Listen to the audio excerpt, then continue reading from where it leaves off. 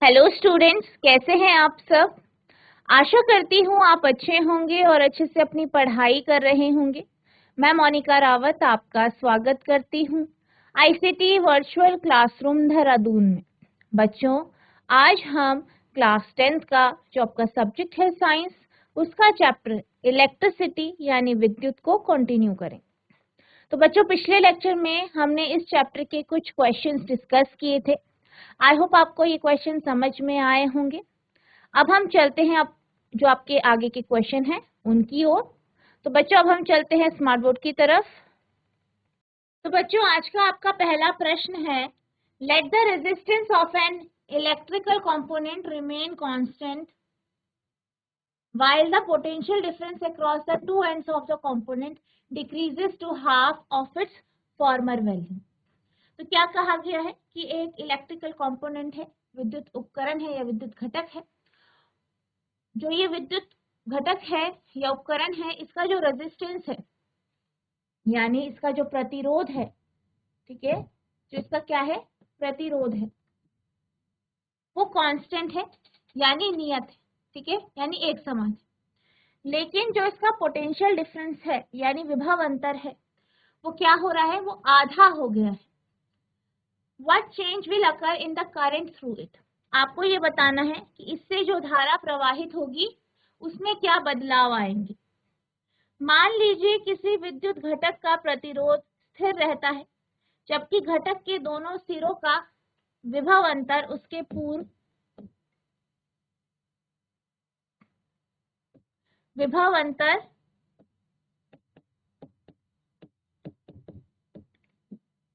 उसके पूर्व मान से आधा हो जाता है।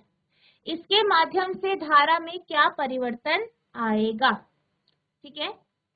तो यहाँ पे क्या दिया गया है, रेजिस्टेंस आपकी कांस्टेंट रहेगी दोनों केस में। पोटेंशियल डिफरेंस में यानी विभव अंतर में बदलाव आ रहे हैं, विभव अंतर आधा हो गया है, तो धारा में क्या परिवर्तन आएगा ये आपको बताना। तो सबसे पहले हम जो है, हमें जो दिया गया है उसे लिख लेते हैं। तो आप लिखेंगे, let us consider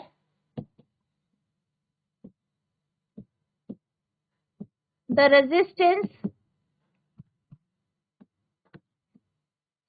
of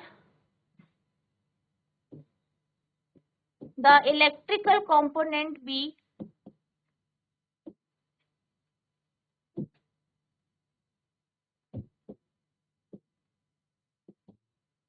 BR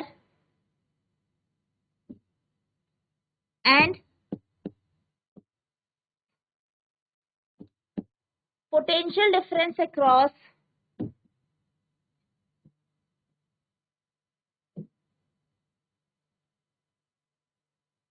the two end point B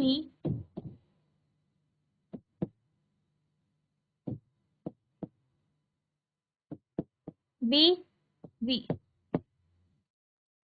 ठीक है। मान लीजिए कि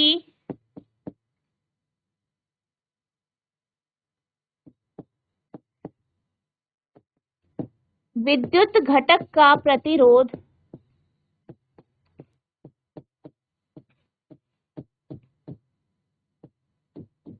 R है तथा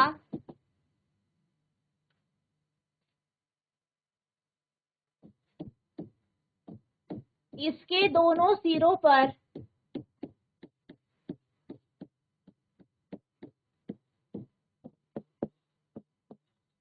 विभवांतर कितना है, V है।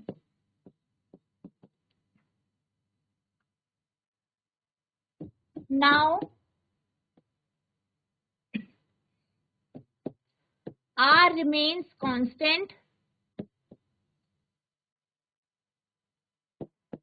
but V changes to V dash बराबर V/2। अब R नियत रहता है तथा वी डैश में बदल जाता है, जहां पे जो आपका वी डैश है वो बराबर है आपके v/2। अब आपको क्या निकालना है? करंट निकालनी है। अगर हम पहले केस की बात करें तो आपका क्या है? अकॉर्डिंग टू ओम्स लॉ, ओम के नियम के अनुसार, ठीक है,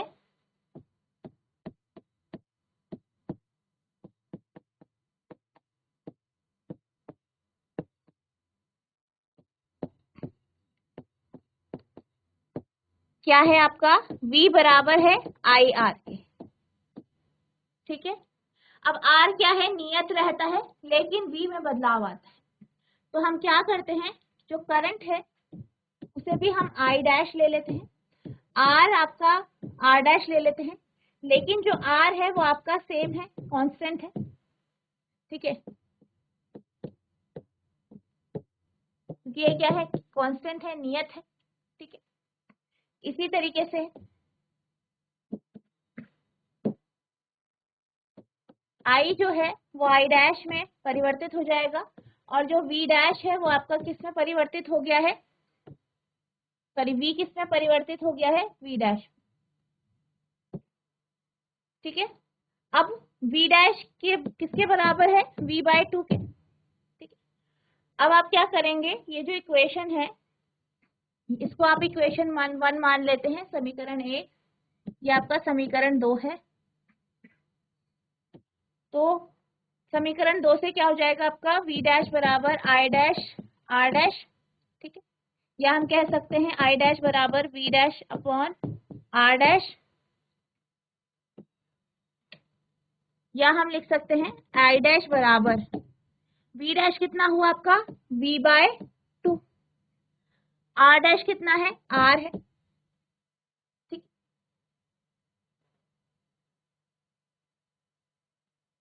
ठीक है। लिखेंगे ऑल्सो फ्रॉम इक्वेशन 1, यानी समीकरण 1 से,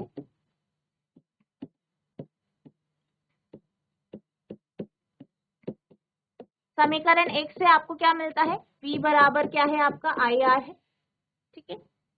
तो आपका I बराबर V/R है, ये आपको मिलता है यहाँ पे, ठीक है।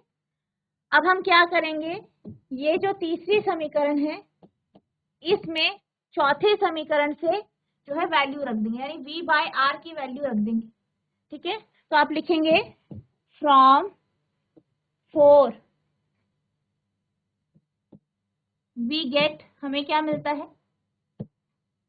आप लिखेंगे I डैश बराबर 1/2 V/R, यानी 1/2 V/R कितना है? I, ठीक है। यानी आपके पास क्या आया? आपके पास आया है, ठीक है। तो आपके पास क्या आया? I डैश बराबर हाफ V/R बराबर हाफ I, यानी आपके पास क्या आया? I डैश यानी जो करंट आया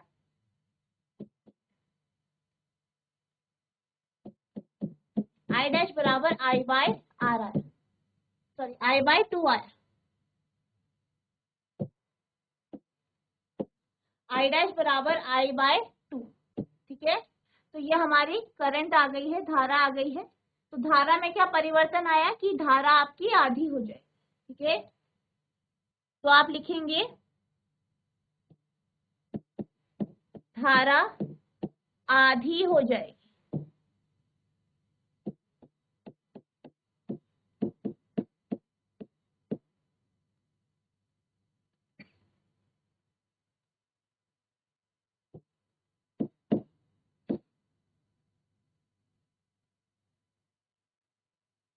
ठीक है। यानी करंट विल बिकम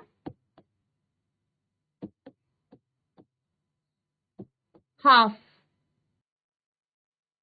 तो इस तरीके से आपको इस क्वेश्चन का आंसर लिखना है, नोट करेंगे।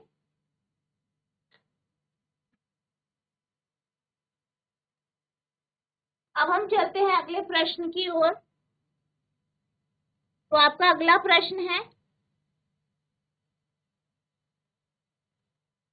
why are coils of electric toaster and electric iron made of an alloy rather than a pure metal? Electric toaster और इलेक्ट्रिक आयरन यानी स्त्री की कॉइल शुद्ध धातु के बजाय मिश्र धातु से क्यों बनाई जाती है? तो यहाँ पे आपके पास इलेक्ट्रिक टोस्टर और इलेक्ट्रिक आयरन है, ठीक है, और इसकी जो कॉइल है वो मिश्र धातु से बनाई जाती है। तो आपसे पूछा गया है कि ये शुद्ध धातु से क्यों नहीं बनाई जाती। अगर हम शुद्ध धातु की बात करें यानी प्योर मेटल की बात करें, तो जो प्योर मेटल होता है उसका जो गलनांक होता है, उसका गलनांक कम होता है मिश्र धातु के कंपैरिजन में। अब अगर हम बात करें इलेक्ट्रिक टोस्टर और इलेक्ट्रिक आयरन की, यानी विद्युत टोस्टर और विद्युत आयरन की अगर हम बात करते हैं, तो जो विद्युत टोस्टर और आयरन है, ठीक है, यानी विद्युत इस्त्री और विद्युत टोस्टर, आप ये जानते हैं इनका उपयोग किसमें किया जाता है? विद्युत टोस्टर का उपयोग जो है टोस्ट बनाने में, टोस्ट को गर्म करने में, टोस्ट बनाने में किया जाता है, ब्रेड को गर्म करने में किया जाता है। वहीं जब अगर हम विद्युत इस्त्री की बात करें तो इससे हम कपड़ों पे प्रेस करते हैं। अब ये दोनों जो उपकरण हैं उनका कार्य क्या है? गर्म होके जो है, गर्म होने का कार्य, गर्म होने का कार्य है, यानी कि जो उसका एलिमेंट है, ठीक है, जो उसका एलिमेंट होता है उसको गर्म होना पड़ेगा और काफी तेज गर्म होना पड़ेगा, ताकि विद्युत इस्त्री से हम कपड़ों पे अच्छे से प्रेस कर पाए, ताकि सारी फोल्डिंग और क्रीव्स हट सके। इसी प्रकार से विद्युत टोस्टर से जो आपका ब्रेड है वो अच्छे से गर्म हो पाए, काफी क्रिस्पी हो जाए, ठीक है, तो आपको काफी हीट की आवश्यकता हो। अब यहाँ पे जो एलिमेंट जो होगा, उसका जो मेटल होगा या उसका जो पदार्थ होगा वो ऐसा होना चाहिए जो काफी ज्यादा गर्म होगा। अब अगर हम प्योर मेटल की बात करें या शुद्ध धातु की बात करें, तो अगर हम इसे बहुत ज्यादा गर्म करते हैं तो ये क्या है, ये गल जाता है, यानी इसका जो गलनांक है वो कम होता है, ठीक है। वहीं मिश्र धातु जो होती है या एलॉयज जो होती है, इनका जो गलनांक होता है वो काफी ज्यादा होता है। इस कारण ये काफी ज्यादा गर्म होने पे भी गलते नहीं या खराब नहीं होते। इसीलिए जो आपके इलेक्ट्रिक टोस्टर या इलेक्ट्रिक आयरन होता है, वहां पर शुद्ध धातु की बजाय मिश्र धातु का यानी एलॉय का उपयोग किया जाता है, ठीक है। तो इसको आप कुछ इस तरीके से लिखेंगे, the melting point of alloy is much higher than a pure metal, यानी जो एलॉय होती हैं, यानी जो मिश्र धातु होती है, एलॉय यानी मिश्र धातु, तो जो मिश्र धातु होती है, ये जो होती है, इनका जो गलनांक होता है वो शुद्ध धातु के तुलना में बहुत ज्यादा होता है, ठीक है, because of its high resistivity, क्योंकि ये कैसे होते हैं, हाई रेजिस्टेंस होता है, इनका जो प्रतिरोधकता होती है वो उच्च होती है। At high temperature alloy do not melt readily, यानी एलॉय क्या करते हैं, आसानी से पिघलते नहीं। कब नहीं पिघलते? जब तापमान को बहुत ज्यादा उच्च कर दिया जाता है, ज्यादा कर दिया जाता है। Therefore, alloys are used in heating appliances such as electric toaster, electric iron. इसीलिए जो एलॉयज हैं, जो मिश्र धातु है, इसका उपयोग आपके हीटिंग अप्लायंसेस में यानी हीटिंग उपकरणों में किया जाता है। विद्युत टोस्टर में आपकी जो विद्युत इस्त्री होती है उसमें इसका उपयोग किया जाता है। इसकी उच्च प्रतिरोधकता के कारण मिश्र धातु का गलनांक शुद्ध धातु की तुलना में बहुत अधिक होता है। उच्च तापमान वाली मिश्र धातुएं आसानी से नहीं पिघलती, इसलिए इलेक्ट्रिक टोस्टर और इलेक्ट्रिक आयरन जैसे हीटिंग उपकरणों में मिश्र धातुओं का उपयोग किया जाता है, ठीक है। तो यही कारण है, क्योंकि जो आपका मिश्र धातु होती है उसका गलनांक क्या होता है, काफी कम होता है, सॉरी काफी ज्यादा होता है मिश्र धातु का। वहीं जो आपका शुद्ध धातु होती है उसका गलनांक काफी कम होता है। यही कारण है कि जब आप ऐसे हीटिंग अप्लायंसेस बनाते हैं तो इनमें मिश्र धातुओं का उपयोग करते हैं। ठीक है, आप इसे नोट करेंगे।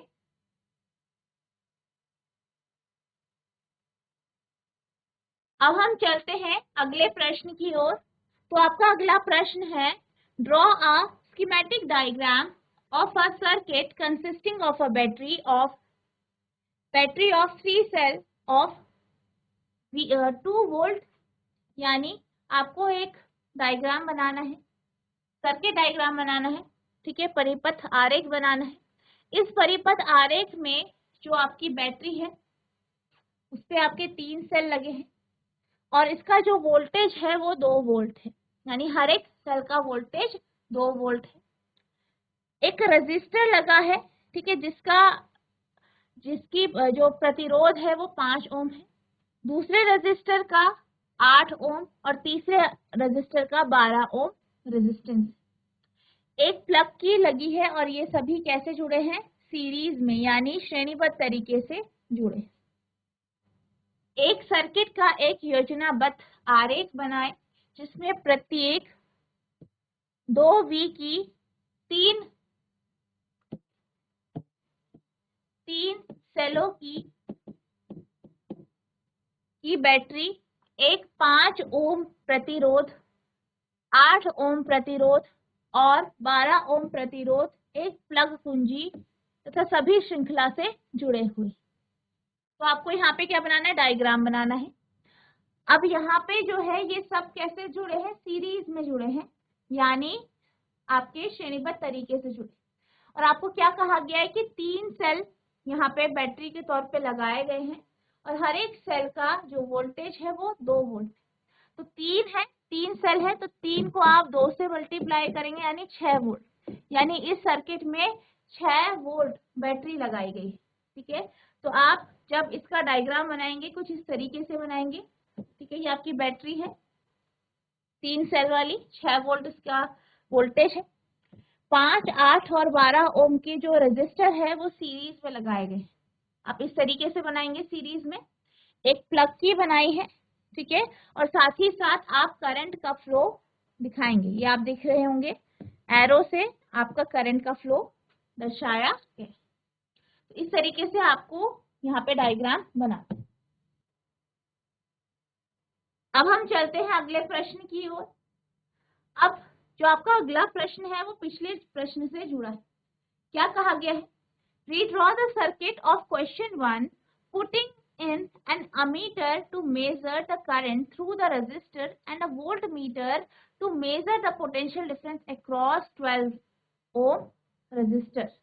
यानी आपसे क्या कहा गया है कि ये जो डायग्राम है इसे दोबारा बनाइए, इसमें एक अमीटर लगा दीजिए, एक वोल्ट मीटर लगा दीजिए और कहाँ पे लगाना है वोल्ट मीटर, 12 ओम के समानांतर, इसके पैरेलल।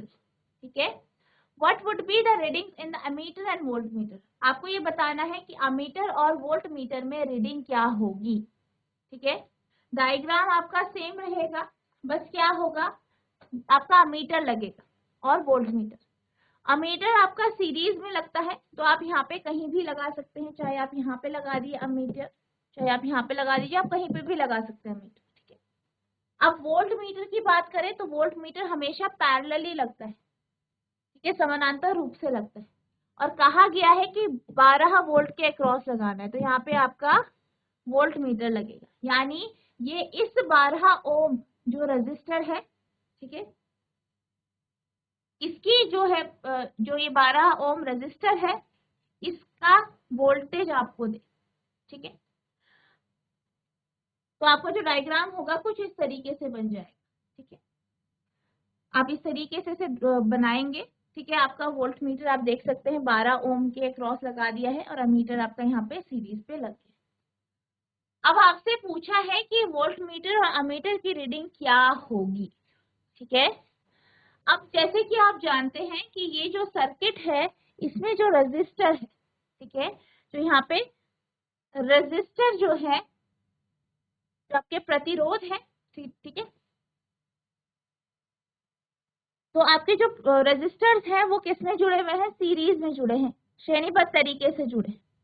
तो यहाँ पे जो धारा होगी, करंट जो होगी उसका अमाउंट सेम होता है। आप जानते हैं सीरीज में करंट का अमाउंट सेम होता है, ठीक है। तो यहाँ से जो करंट फ्लो करेगी वो सेम करंट हो, ठीक है।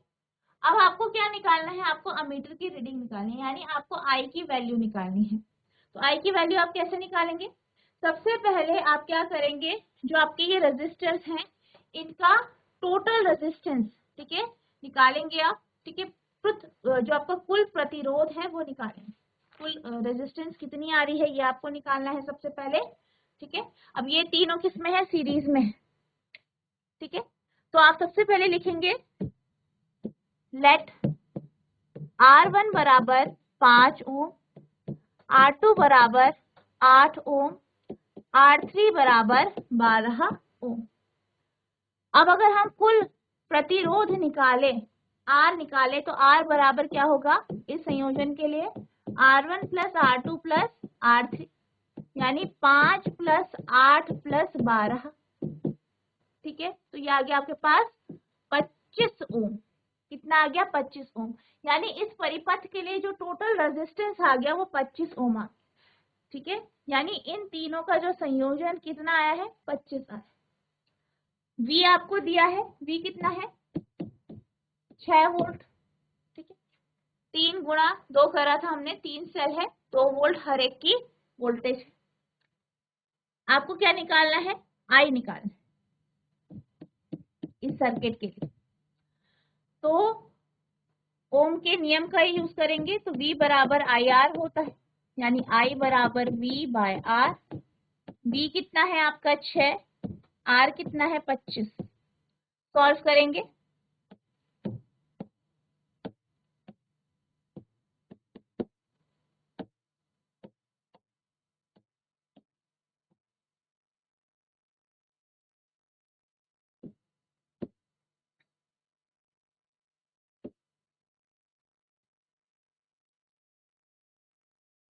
ठीक है। तो आपका जो करंट आया है वो 2.4 एम्पियर आ गया, ठीक है। तो ये आपका करंट आ गया।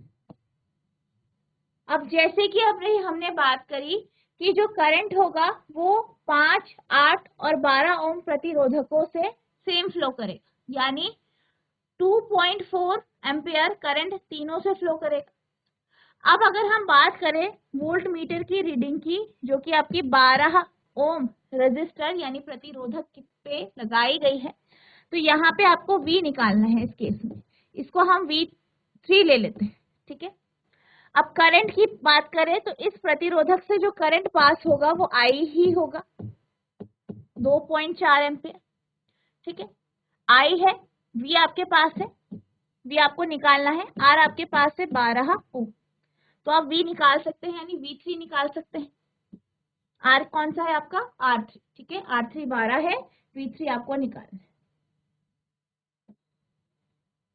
तो आप यहाँ पे भी ओम का नियम लगाएंगे, ठीक है। तो आपको क्या निकालना है, V3 निकालना है।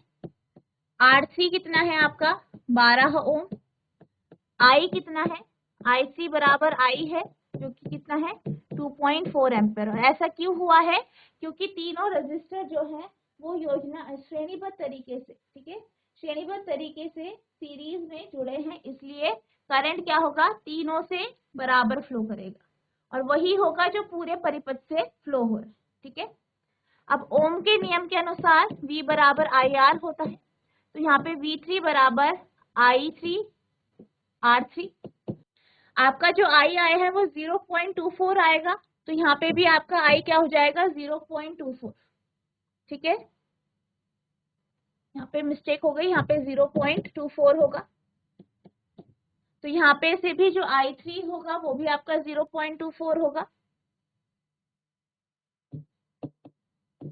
तो ये हो गया आपका 2.88, ठीक है। तो यहाँ पे आपका जो करंट आया है वो आया है आपका 0.24 एम्पियर, ठीक है। और यही आपका I3 भी इतना ही होगा, यानी जो करंट आपका R3 से प्रवाहित हो, तो कितना आएगा आपका वोल्टेज 2.88 वोल्ट, ठीक है। तो ये आपका V3 आ गया।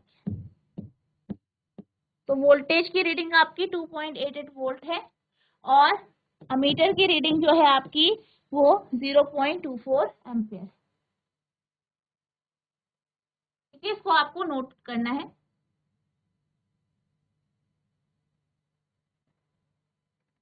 तो बच्चों आज हमने जो आपका चैप्टर है इलेक्ट्रिसिटी उसके कुछ क्वेश्चंस डिस्कस किए। आई होप आपको ये क्वेश्चन समझ में आया होगा, आपने इसे नोट डाउन भी किया होगा। तो बच्चों आपको क्या करना है, इन क्वेश्चंस को रिवाइज करना है। साथ ही साथ अगर आपके मन में कोई भी प्रश्न उठता है तो आप नेक्स्ट लेक्चर में पूछ सकते हैं। तो बच्चों आज के लिए बस इतना ही, मिलते हैं अब नेक्स्ट सेशन में। तब तक के लिए thank you and have a nice day.